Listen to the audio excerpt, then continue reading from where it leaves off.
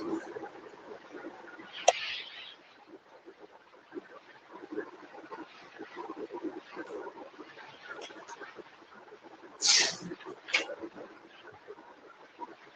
Morning class 12 science.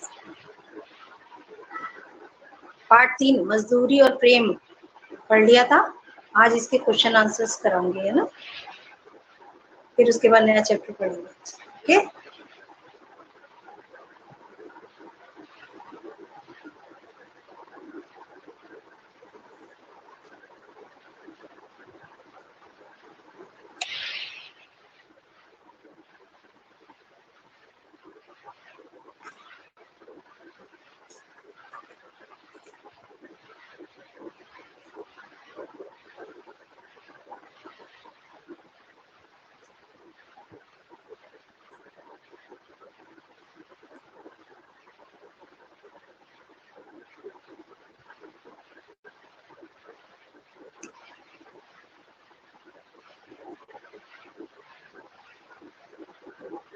दो तीन minute wait कर लेते हैं ना, सारे बच्चे आ जाएं,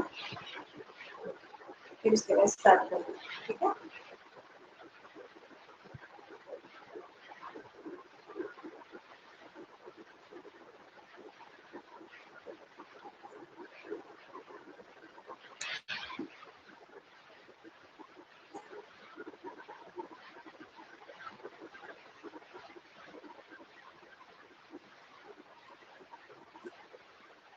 good morning all of you once again, very good morning. Part 3 निकाल लो, पार्ट 3 के क्वेश्चन आंसर्स करेंगे आज।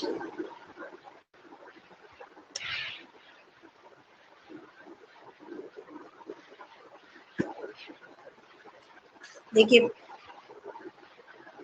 पहला वस्तुनिष्ठ प्रश्न, देखिए पहला देखिए, लेखक पूर्ण सिंह ने किन किन व्यक्तियों को साधु कहा है। साधु का मतलब सज्जन, नेक। किनको कहा है, देखो चार हैं, शिक्षक व विद्यार्थी, किसान व भेड़ पालक, मजदूर व व्यापारी, छात्र व नेता। किसान और भेड़ पालक, ये करेक्ट आंसर होगा, है ना, किसान और भेड़ पालक। दूसरा है, उसे पीड़ा हुई तो इन सबकी आंखें शून्य आकाश की ओर देखने लगी। यहाँ लेखक ने उसे सर्वनाम का प्रयोग किसके लिए किया है, किसान के लिए, गडरिये के लिए, बीमार भेड़ के लिए या गरीब महिला के लिए। तो गरीब भेड़ के लिए, बीमार भेड़ के लिए। वो बीमार होती है तो सारा परिवार जो है वो दुखी हो जाता है। तो यहाँ पे आंसर होगा बीमार भेड़ स। अब आ जाइए अति लघुतरात्मक प्रश्न में।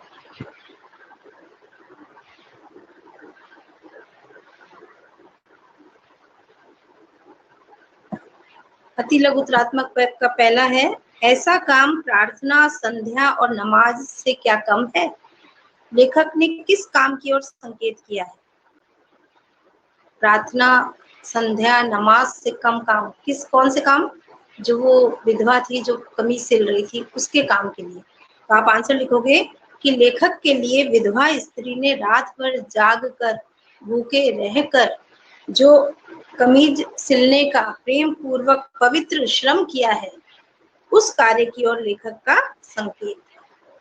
ठीक है, फिर से सुन लो आंसर। लेखक के लिए विधवा स्त्री ने रात भर जागकर, भूखे रहकर, बहुत ही प्रेम पूर्वक भगवान का ध्यान करते हुए जो उसके लिए कमीज सिली, उस काम की ओर यहाँ संकेत है। ठीक। दूसरा है, लेखक जब अनार के फूल और फल देखता है तो उसे किसकी याद आती है। सबको मालूम है माली के रुधिर की। रुधिर मतलब रक्त, खून। तो लेखक जब अनार के फूल और फल देखता है तो उसे माली के रुधिर की याद आ जाती है। लेखक ने किसान को किसके समान बताया। लेखक ने किसान को ब्रह्मा के समान बताया। किसके समान बताया, ब्रह्मा के। क्यों, अगर आ जाए क्यों बताया है तो भी आप बता सकते हो, क्योंकि जिस तरह इस संसार की उत्पत्ति ब्रह्मा ने की है, उसी प्रकार किसान भी जो है वो अन्न की उत्पत्ति करता है। ठीक है ना। वैसे तो इसमें पूछा नहीं है, इसमें सिर्फ इतना ही किसके समान बताया, तो आप बता दो किसान के समान बताया है। सॉरी, किसान को ब्रह्मा के समान बताया है। अब आ जाओ लघुत्तरात्मक प्रश्न में। लेखक की दृष्टि में मजदूरी का भुगतान किस रूप में किया जाना चाहिए? बेटे चैप्टर नंबर 3 ही चल रहा है, मजदूरी और प्रेम। क्वेश्चन आंसर्स करा रही हूँ। पार्ट 3 मजदूरी और प्रेम पूरा हो गया था, कंप्लीट हो गया था।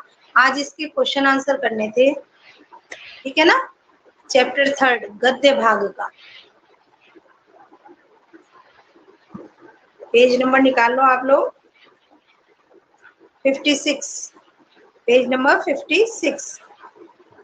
फिर से एक बार आंसर रिपीट कर देती हूँ, जो बच्चे लेट आ रहे हैं उनके लिए, है ना। देखो पहला क्वेश्चन था, लेखक पूर्ण सिंह ने किन किन व्यक्तियों को साधु कहा है? तो इसका आंसर है किसान व भेड़ पालक को।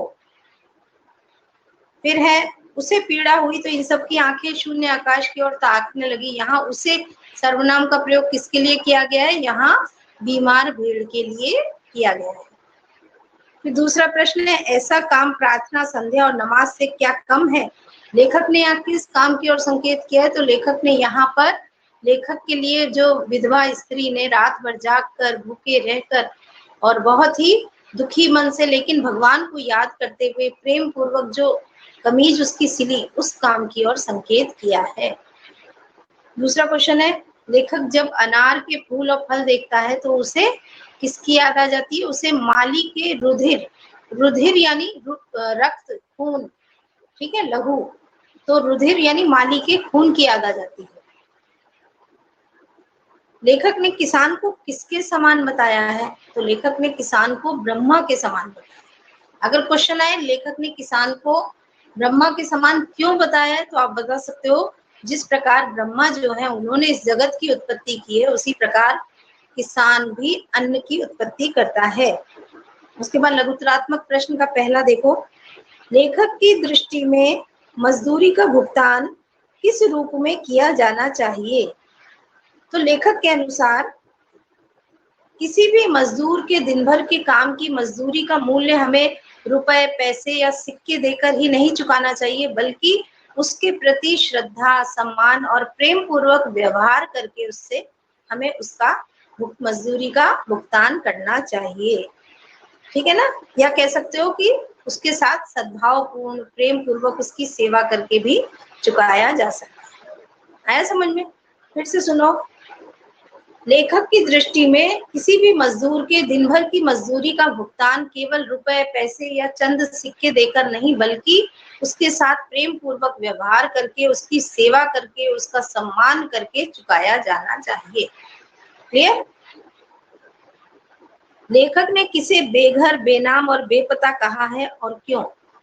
सबको पता है गडरिये को, है ना, कि लेखक ने बेघर, बेनाम, बेपता, भेड़ पालक या गडरिये को कहा है, क्योंकि गडरिया भेड़ों को चराने के लिए जगह जगह घूमता है। उसका कोई एक निश्चित ठिकाना नहीं होता और वो जहां चाहता है वहीं रुककर अपनी झोपड़ी बना लेता है, ठीक है, इसलिए उसे लेखक ने ऐसा कहा। फिर से सुन लो, लेखक ने बेघर, बेनाम और बेपता भेड़ पालक अथवा गडरिये को कहा है, क्योंकि गडरिया किसी एक स्थान पर स्थायी निवास बनाकर नहीं रहता। अपनी भेड़ों को चराने के लिए वो जगह जगह घूमता है और जहां भी रुकता है वहीं पर झोपड़ी बनाकर रह लेता है। लेखक को जिल्द साज कब याद आता है और क्यों? लेखक को जिल्द साज कब याद आता है और क्यों? तो उत्तर लिखेंगे कि जब भी लेखक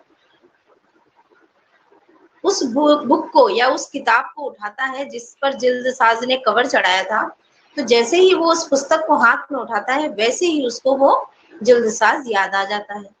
अब क्यों याद आ जाता है? क्योंकि पुस्तक उठाते ही क्योंकि उस पुस्तक पर उस जिल्द साज ने कवर चढ़ाया था या जिल्द चढ़ाई थी और उसका कोई मूल्य भी नहीं लिया था, तो उसका लेखक के साथ एक आत्मीय रिश्ता बन गया था, एक उसका आत्मीय रिश्ता बन गया था और लेखक का वह आमरण मित्र बन गया था, है ना, आत्मीय रिश्ता जुड़ गया था, वो उसका आमरण मित्र बन गया था। तो जब भी वो पुस्तक उठाते उन्हें वो याद आ जाता था, ठीक है ना।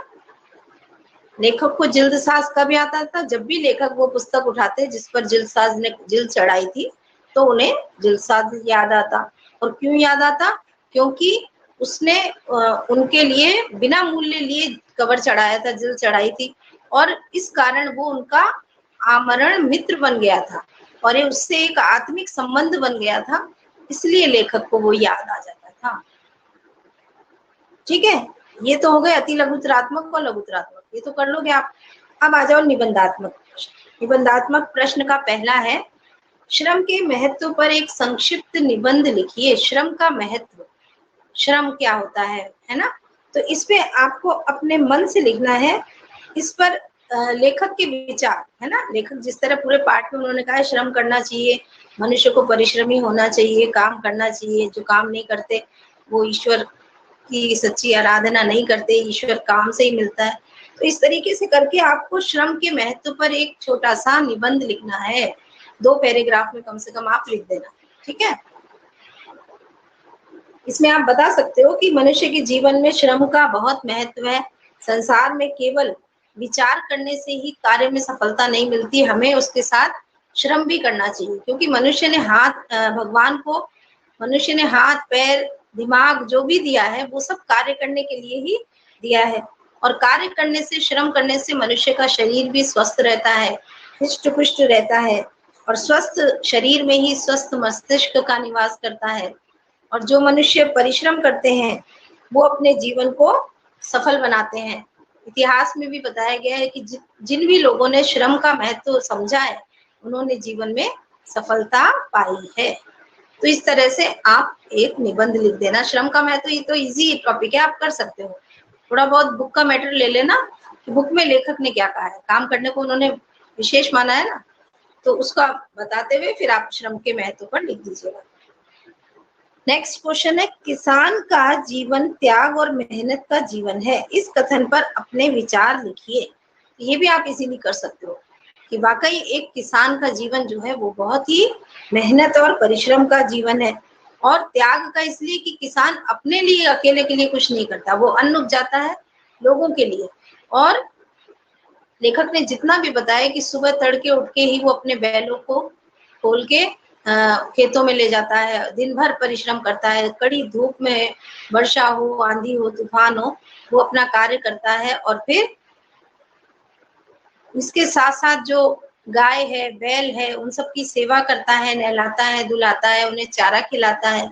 और अगर घर में कोई अतिथि आ जाए तो उसका बड़ा प्रेम पूर्वक सम्मान करता है। तो पूरा किसान का जो लेखक ने वर्णन किया है किताब के अकॉर्डिंग, आप उसमें लिख देना कि वो खुद भूखा रहकर दूसरों के लिए अन्न उपजाता है और खुद साधारण भोजन खाता है, शाक भाजी खाता है ना। और कहने का मतलब कि वो कभी भी थकता नहीं है, वो मेहनत और परिश्रम करता है। तो वाकई उसका जीवन त्याग और मेहनत का जीवन है। कर लोगे ये भी, इतना इजी है, बहुत ही इजी था इसमें। अब आ जाओ भाषा संबंधी प्रश्न। भाषा संबंधी प्रश्न में देखो, जंगल, जंगल, माता पिता, पुष्पोद्यान, ये सब है। इसमें आपको क्या करना है, ये सब सामासिक पद है, 2-2 शब्दों से बने सामासिक पद। जानती हो, आप पढ़ा था आपने 10th में, समास का जो संक्षिप्त करने के बाद जो शब्द आता है वो समासिक पद कहलाता है, समस्त पद या सामासिक पद। तो समस्त पद के 2 भाग होते हैं, पूर्व पद, उत्तर पद। बताया था ना आपको, समास पढ़ाया था जब तो इसके अंदर समास है, ये सारे समास के उदाहरण है। आपको इनको अलग अलग करना है, यानी इनका समास विग्रह करना है और समास का नाम बताना है। देखो एक बार मैं बता देती हूँ, वैसे तो आपको आते होंगे सबको। जंगल, जंगल, अब योजक चिन्ह लगाए तो जंगल और जंगल, ठीक है, जंगल और जंगल, तो हो गया ये द्वंद्व समास। माता पिता, माता और पिता, ये भी द्वंद्व समास। पुष्प उद्यान, पुष्पोद्यान यानी पुष्पों का उद्यान, फूलों का बगीचा है ना, पुष्पों का उद्यान। तो का संबंध तत्पुरुष है तो तत्पुरुष समास हो गया। हाथ पांव, तो इसका हो जाएगा हाथ और पांव। हाथ पांव का क्या होगा, हाथ और पांव, द्वंद्व समास। आनंद मग्न, आनंद में मग्न, आनंद में मग्न, आनंद में मग्न है, आनंद में डूबा है, तो ये हो गया अधिकरण तत्पुरुष समास। फिर है मंद मंद, इसमें भी मंद और मंद, ये भी द्वंद्व समास। आमरण, आ प्लस मरण, आ उपसर्ग और अव्यय आता है, वो अव्ययी भाव समास होता है। तो आमरण यानी मरने तक, मृत्यु पर्यंत, इसका विग्रह होगा मृत्यु पर्यंत या मरने तक। कौन सा है? अव्ययी भाव, अव्ययी भाव समास। ब्रह्म आहुति यानी ब्रह्मा की आहुति, ब्रह्मा की आहुति की है तो संबंध तत्पुरुष हो गया। एक बार फिर से सुन लो, मैं समास विग्रह और नाम बोल देती हूँ, आप जल्दी जल्दी देख लो। जंगल और जंगल, पहला जंगल और जंगल द्वंद्व समास। दूसरा माता और पिता द्वंद्व समास। तीसरा पुष्पों का उद्यान तत्पुरुष समास। चौथा हाथ और पांव द्वंद्व समास। नेक्स्ट है आनंद में मग्न, ये हो गया अधिकरण तत्पुरुष समास। मंद और मंद, ये हो गया आपका द्वंद्व समास। आमरण, मरने तक या मृत्यु पर्यंत, ये हो गया अव्ययी भाव समास। ब्रह्माहुति यानी ब्रह्मा की आहुति, ये हो गया तत्पुरुष समास। ठीक, अब आ जाओ, बस ये आपके हो गए लास्ट क्वेश्चन आंसर्स, इसमें और ज्यादा तो है ही नहीं, ये तो बहुत ही सरल क्वेश्चन आंसर्स थे, तो आप लोग इजीली कर लोगे। आज का आपका होमवर्क यही है, do all question answers of chapter 3 इन गद्य भाग। अब चलते हैं हम लोग नए चैप्टर की ओर। कौन सा चैप्टर पढ़ोगे, गद्य भाग का कि पद्य भाग का? टेल मी, जो आप लोगों को इंटरेस्टेड लगे वही पढ़ाओ। 4 लेसन हो जाए, फिर उसके बाद मैं सोच रही हूँ ग्रामर ले लेंगे। ग्रामर में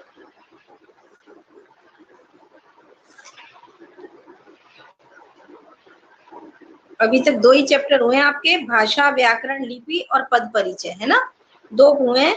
अब आपको अलंकार पढ़ाने हैं और शब्द शक्ति, अलंकार और शब्द शक्ति पढ़ाने। अलंकार में पहले पढ़ा चुकी हूँ 10th में शायद, और अगर नहीं पढ़ाए तो कोई बात नहीं, फिर पढ़ा देंगे। अलंकार और शब्द शक्ति ये ग्रामर में है, तो ग्रामर पढ़ोगे या गद्य पद्य का 4 चैप्टर करा लूं फिर कराऊं?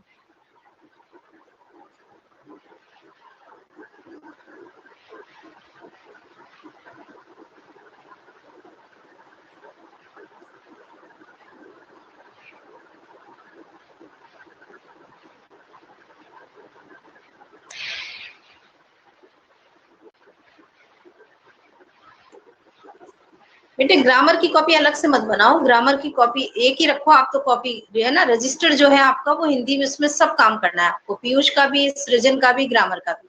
और जो एक पतली कॉपी अलग बनवाई थी मैंने क्लास वर्क की, वो अलग बना के रखो, उसमें आप एक्स्ट्रा वर्क कोई भी अदर सरलार्थ या कोई काम दूंगी वो करना, ठीक है ना, जो एक्स्ट्रा वर्क होगा वो उसमें करेंगे।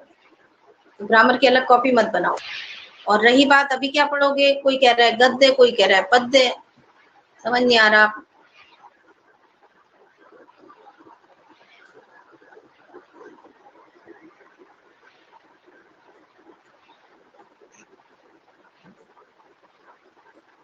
चलो गद्य तो पढ़ चुके हैं, पद्य भाग पढ़ लेते हैं। पद्य भाग है कवि बिहारी।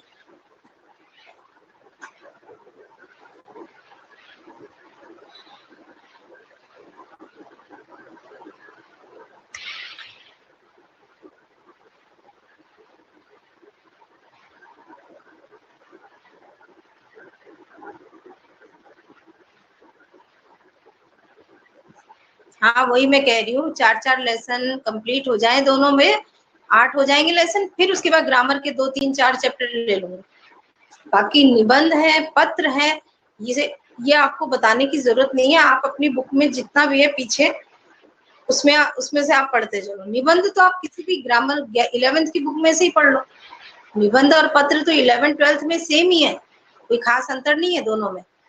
तो जो 11th की पासबुक थी आपके पास, उसमें ग्रामर में जितने निबंध हैं, जितने पत्र हैं, वो सब आप रीड करो, उसको समझो और पढ़ते चलो। उसके लिए आपको कोई अलग से थोड़ी तैयारी कराऊंगी, वो तो आप जितना अधिक पढ़ोगे उतना अधिक आपको लर्न होगा, ठीक है।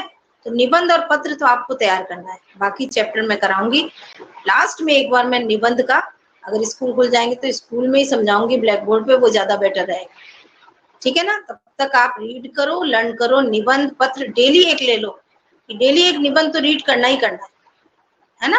और निबंध हो जाए पूरे 25-30-50 निबंध है आपके शायद 11th की बुक में, तो 50 निबंध पढ़ डालो, फिर उसके बाद पत्र पढ़ लेना, 10 मिनट नहीं लगेंगे पढ़ने में, तो निबंध और पत्र की देखो बेटा प्रैक्टिस करनी है, आपको पढ़ना है, तो आप 10 मिनट निकाल के डेली पढ़ो। अभी मैं ले लेती हूँ पद्य भाग का चैप्टर नंबर 4, बिहारी कवि।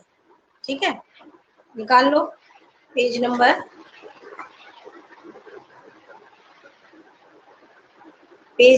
है 14, पेज नंबर 14। बिहारी सतसई के कुछ पद, पेज नंबर 14।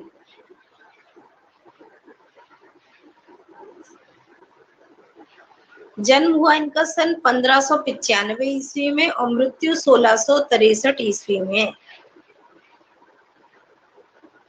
गागर में सागर भरने वाले रीतिकालीन के महान कवि बिहारी का जन्म ग्वालियर के निकट बसुआ नामक गांव में हुआ था।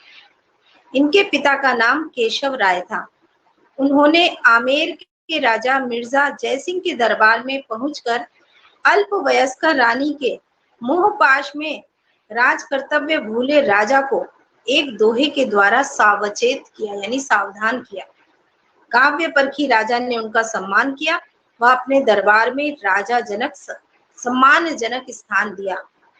देखो रीतिकालीन, आपको मैंने पहले भी बताया है, हिंदी साहित्य जो है वो 4 भागों में बांटा गया है। वीर गाथा काल, फिर उसके बाद रीतिकाल, भक्ति काल और लास्ट में आधुनिक काल। अब रीतिकालीन जो कवि थे उनका उस समय काम था कि वो राजा महाराजाओं के दरबारों में रहते थे। दरबार में उनका काम था राजा महाराजाओं को उनकी प्रशंसा के गीत गाना, श्रृंगार संबंधी, प्रेम संबंधी रचनाएं रचना, और कई बार राजाओं को सावधान करना भी रहता था वो अपनी कविताओं के माध्यम से। तो एक बार ये रीतिकालीन जो कवि थे बिहारी, इनके पिता केशव राय थे और आमेर के राजा मिर्जा जयसिंह, अपने आमेर की बात है, आमेर के राजा जयसिंह जो थे वो एक अपनी रानी के मोहपाश में फंसे थे और राजकाज भूल गए थे। वो केवल राज दरबार में जाते थे लेकिन वो अपना ध्यान रानी से नहीं हटा पा रहे थे। तो उस स्थिति में कवि बिहारी ने एक दोहा लिखा, अली कली से ही बंध्यो, ऐसे करके उन्होंने एक दोहा लिखा और वो दोहा उन्होंने राजा को सुनाया। और जब उसका अर्थ उन्हें समझाया और राजा ने जब समझा तो वाकई उन्हें लगा कि ये तो बिल्कुल सही कह रहे हैं। और उस दिन के बाद से वो उनके मोह से दूर हुए और राजकाज को देखने लगे। और फिर उन्होंने बिहारी कवि को अपने यहाँ राजकवि भी नियुक्त कर लिया और उनका बहुत सम्मान किया। तो इस तरीके से बिहारी ने उनको सावधान किया, उनको सही मार्ग भी दिखाया। अच्छा, बिहारी ने सतसई की रचना की है, सतसई। तो ये बिहारी सतसई के नाम से प्रसिद्ध है इनकी काव्य रचना। कवि ने भक्ति, नीति, श्रृंगार, प्रकृति चित्रण, ज्योतिष एवं बहुआयामी ज्ञान पर आधारित दोहों की रचना कर अक्षय कीर्ति अर्जित की। लेखक ने बहुत विषयों पर लिखा है, प्रकृति पर भी लिखा, भक्ति पे भी, नीति पे भी, श्रृंगार पे भी, ज्योतिष पे भी। और इस तरह उनका जो ज्ञान था, उनका जो अनुभव था, वो सारा उनके काव्यों में देखने को मिलता है। और उन्होंने बहुत प्रसिद्धि भी प्राप्त। वे निम्बार्क संप्रदाय में दीक्षित हुए तथा राधा कृष्ण की भक्ति की। निम्बार्क संप्रदाय, हमारे देश में बहुत सारे संप्रदाय मत थे, यानी धर्मों को मानने वाले, जिनमें से हिंदू, मुस्लिम, सिख, ईसाई, ये तो 4 प्रमुख धर्म है ही। इसके अलावा भी बहुत सारे मत और संप्रदाय भी हैं। नाथ संप्रदाय है ना। उसी तरीके से निम्बार्क संप्रदाय, वल्लभ संप्रदाय है। तो सूरदास वगैरह वल्लभ संप्रदाय में आते हैं क्योंकि गुरु वल्लभाचार्य द्वारा ये थे। और निम्बार्क संप्रदाय में दीक्षित हुए थे ये और राधा कृष्ण की भक्ति करते थे। इनकी रचनाओं में उक्ति वैचित्र मतलब जो उक्ति कही है, कथन कही है, वो उसकी विचित्रता, वो इतनी विचित्र तरीके से उक्ति कहते थे अपनी बात। अन्योक्ति मतलब अन्य कोई बात कह के अपनी उक्ति का समर्थन करते थे, यानी किसी बात को कहने के लिए अन्य एग्जाम्पल देते थे। अर्थ गांभीर्य, जो लिखते थे उसकी गंभीरता, कितने गंभीर होते थे उसके अर्थ वो। और अर्थ विस्तारता, यानी अर्थ को विस्तार से जो बताना है वो भी छोटे शब्दों में बता देते थे, बड़ी बात कम शब्दों में कह देते थे। अलंकारिकता, अलंकारों का प्रयोग। और कल्पना शक्ति, इमेजिनेशन, कल्पना शक्ति, ये सब उनके काव्य के गुण हैं और इनसे उन्होंने अपनी कविता को सजाया है। उनकी समाहार शक्ति के कारण ही कहा गया, और इतनी सारी उनके गुणों के कारण ही उनके दोहों के बारे में कहा जाता है। सतसैया के दोहरे ज्यो नावक के तीर, देखन में छोटे लगे घाव करे गंभीर। सतसैया यानी बिहारी के द्वारा लिखी हुई जो सतसई है, उस सतसैया के दोहे जो हैं वो नावक के तीर हैं। जैसे नावक के तीर यानी किनारा, नाविक का किनारे के समान। कैसे? देखन में छोटे लगे, या कह लो तीर। नावक यहाँ नायक भी कहा जा सकता है, नायक के तीर की तरह। तीर होता है बाण, नावक एक तो नावक नाविक हो गया, एक तीर हो गया, और एक हो गया नाव और किनारा, और एक होता है नायक। नावक यानी नायक और तीर यानी बाण। तो नायक यानी हीरो है ना, नायक के तीर। कि जिस तरह नायक के तीर जाके सही निशाने पे लगते हैं, सटीक एकदम, वैसे ही इनके दोहे जो हैं देखने में छोटे होते हैं लेकिन घाव करे गंभीर, बहुत गंभीर घाव करते हैं। कहने का मतलब वो ऐसी कटाक्ष कहते हैं, ऐसी बात कहते हैं कि सटीक जाके वो दिल पर लगती है, यानी जो कहना चाहते हैं वो कहते हैं। यानी कम शब्दों में वो बड़ी बात कह जाते हैं, और वो इतनी गंभीर होती है कि वो वाकई सुनने वाले के हृदय को लगती है। प्रस्तुत पाठ में बिहारी के भक्ति संबंधी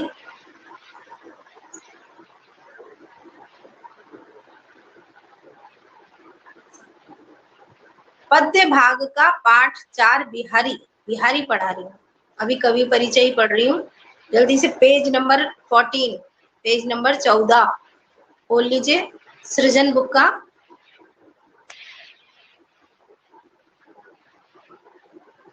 तो जो हम अब पाठ परिचय देखो, जो पाठ हम पढ़ने जा रहे हैं,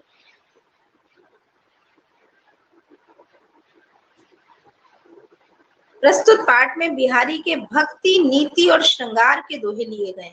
आज जो हम इनके दोहे पढ़ेंगे, कुछ भक्ति संबंधी हैं, कुछ श्रृंगार संबंधी हैं, और कुछ नीति संबंधी हैं।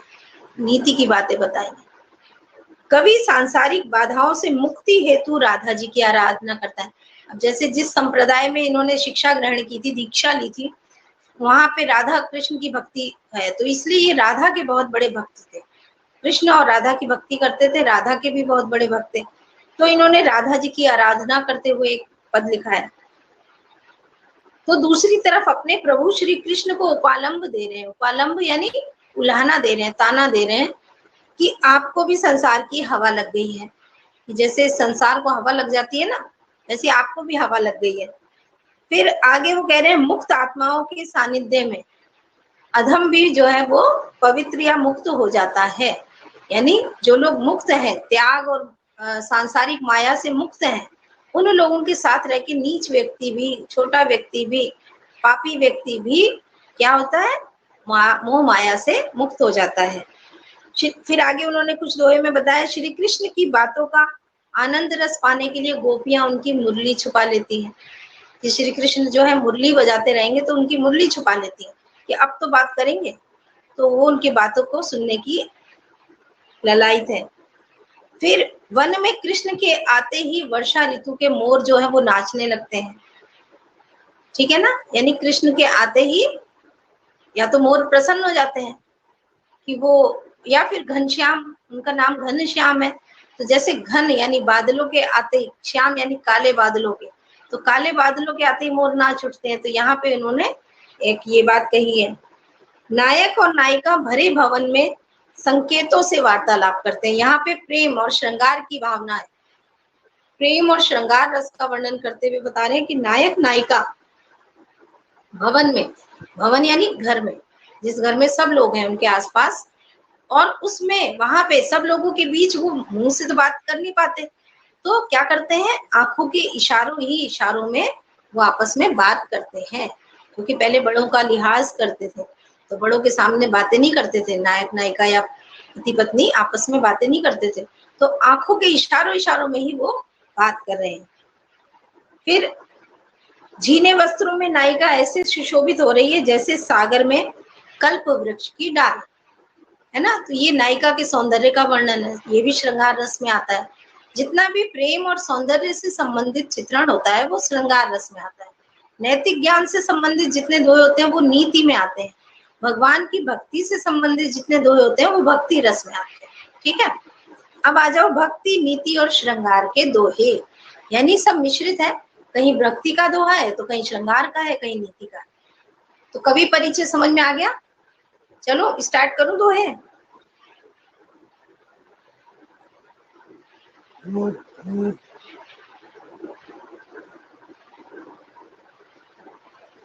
बीस दोहे हैं यहाँ भी।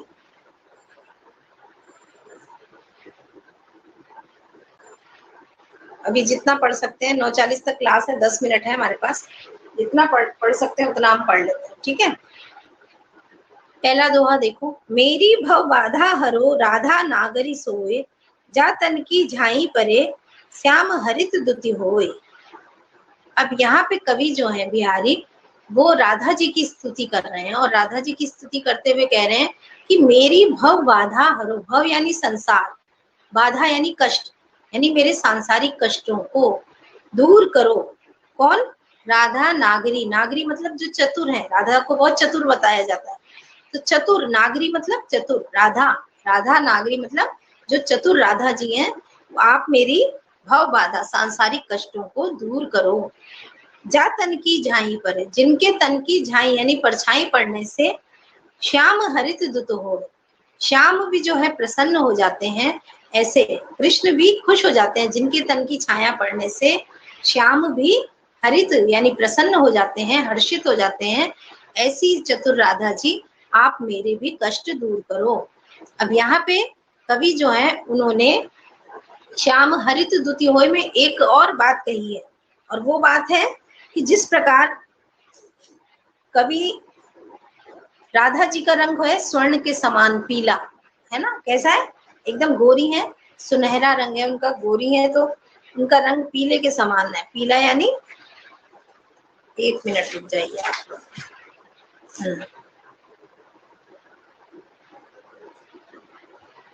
तो राधा जी की स्तुति करते हुए वो कह रहे हैं कि हे राधा जी, हे चतुर राधा जी, मेरे सांसारिक कष्ट दूर करो। और जिनकी तन की छाया पड़ने से, अर्थात जिनके साथ आने से कौन? कृष्ण भी प्रसन्न हो जाते हैं, यानी राधा जी का संग पाकर श्याम भी प्रसन्न हो जाते हैं।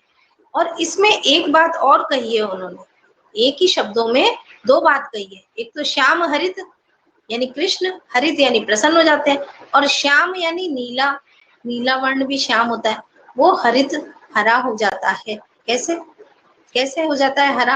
हरा श्याम कैसे हो जाता है? राधा जी का रंग है पीला, स्वर्ण की तरह, गोल्डन एकदम, है ना, पीला रंग है। और कृष्ण का रंग है नीला, कृष्ण का रंग है नीला, श्याम में नीला रंग आता है। तो नीला और पीला कलर मिलाओ तो कौन सा कलर बनता है? नीला और पीला कलर अगर मिक्स करो तो कलर बनता है हरा। कौन सा बनता है? हरा। तो यहाँ पे उन्होंने श्लेष अलंकार का प्रयोग किया है, श्लेष अलंकार। और क्या कहा है? जा तन की झाई पर, यानी जब उनकी पीले रंग की छाया कृष्ण के नीले रंग पर पड़ती है तो वो भी हरे हो जाते हैं, यानी उनका रंग हरा दिखाई देता है। आया समझ में? एक भाव है, दो अर्थ है इसके, एक लाइन के नीचे पहली लाइन का। तो ये पहला अर्थ तो ये नीचे वाली लाइन का कि श्याम के तन पर जब राधा का संग आता है, राधा की परछाई पड़ती है तन की, तो उनका मन प्रसन्न हो जाता है, वो आनंदित हो जाते हैं। और दूसरा भाव है कि राधा का पीला रंग जब श्याम के नीले रंग पे पड़ता है तो वो रंग मिलकर हरा रंग हो जाता है, अर्थात श्याम जो है वो हरे रंग के दिखाई देने लगते हैं। यानी ऐसी चतुर राधा जी जो है वो मेरे कष्ट भी दूर करें। ठीक है, जिनके तन की छाया पड़ने से श्याम भी प्रसन्न हो जाते हैं, ऐसी चतुर राधा जी आप मेरे सांसारिक कष्टों को दूर करो। ठीक, आ गया? अब चलो दूसरा दोहा देखते हैं।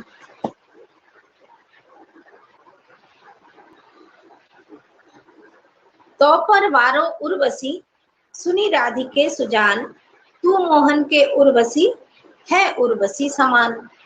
अब यहाँ पे कवि जो है वो ये बात कहना चाहते हैं कि हे राधिके, सुनी यानी सुनो, हे सुनो राधिके सुजान, सुजान यानी ज्ञानी, चतुर, चतुर राधा जी सुनो।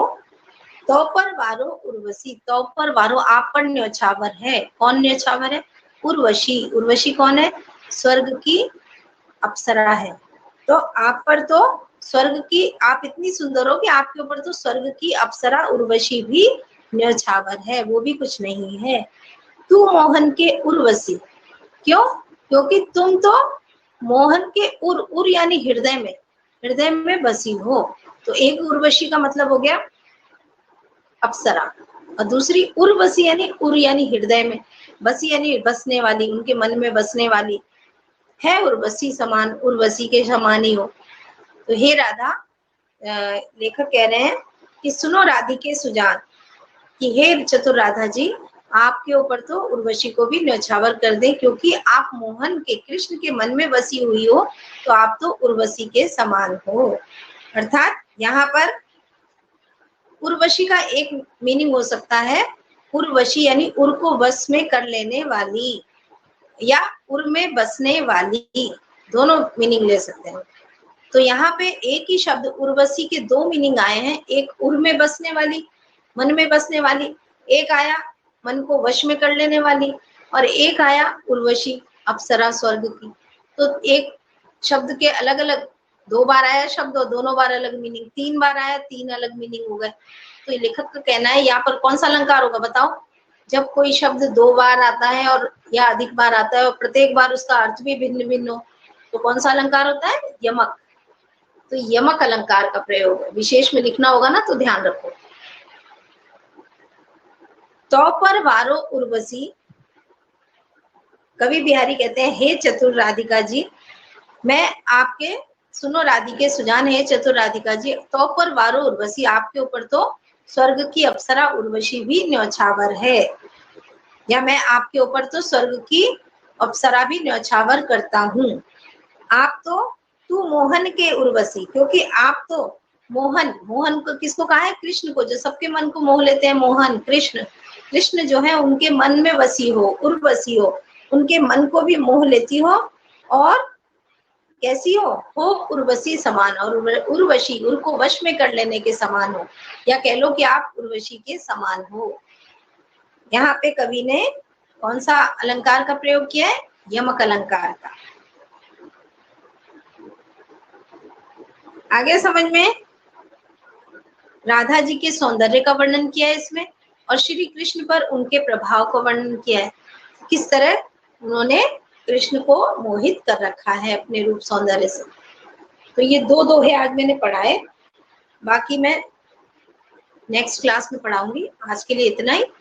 तो दो दोहे अच्छे से सरलार्थ इसका पढ़ लेना, आ जाए तो CW कॉपी, रफ कॉपी में लिख लेना।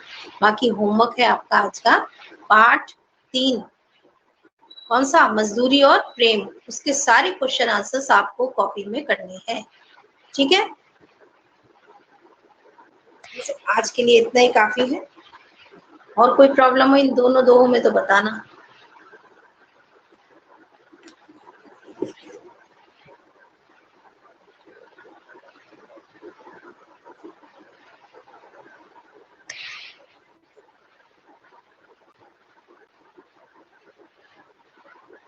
ये दोनों दोहे तो समझ में आ गए होंगे आपको, ठीक है ना? पढ़ लेना एक बार और देख लेना, नहीं अगली क्लास में फिर रिपीट कर दूंगी एक बार। अभी आज का होमवर्क फिर से बता रही हूँ। आज का होमवर्क है पार्ट 3 गद्य भाग प्रेम और मजदूरी के, मजदूरी और प्रेम के सभी क्वेश्चन आंसर्स कॉपी में करने हैं, ठीक है? बाकी नेक्स्ट क्लास में बिहारी कवि जो है वो कंटिन्यू करूंगी, मैं वो पूरा कराऊंगी, ठीक है?